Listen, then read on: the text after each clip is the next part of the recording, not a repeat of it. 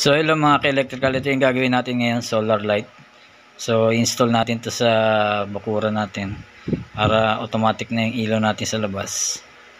So lalagyan natin to ng screw o ibabare na natin sa pader para ma-install. So isang tornilyo lang kailangan dito at kayang-kaya natin itong gawin. So itong yung mismong solar light na binili ko, ayan.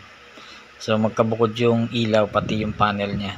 So make sure na itapat niya lang sa araw yung solar panel para malakas mag-charge. So dumating na nga itong solar light na in-order ko galing kay TikTok, no. So buy one take one to. So ito na binuksan natin. Tiningnan natin yung solar panel niya pati itong solar light niya mismo. So kasama yung mga accessories nito, no. So meron na siyang remote pati mga screw. So tingnan nyo yung next video nito, paano mag-install ng solar light.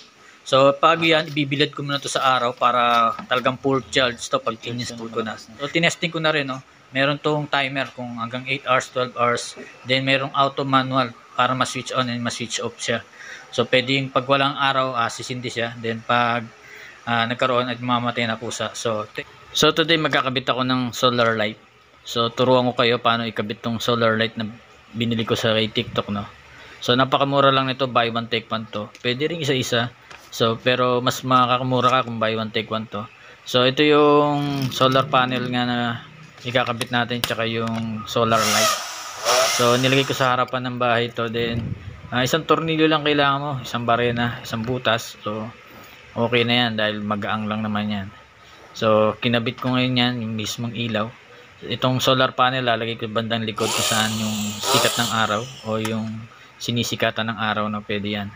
So okay na to, meron pa akong natirang isang unit, no. So ikakabit ko to, bala ko ikabit sa likod bahay naman. So yan, meron din pala tong remote, no, na AAA ang battery. So pwede mong i-manual, on and off, tsaka automatic.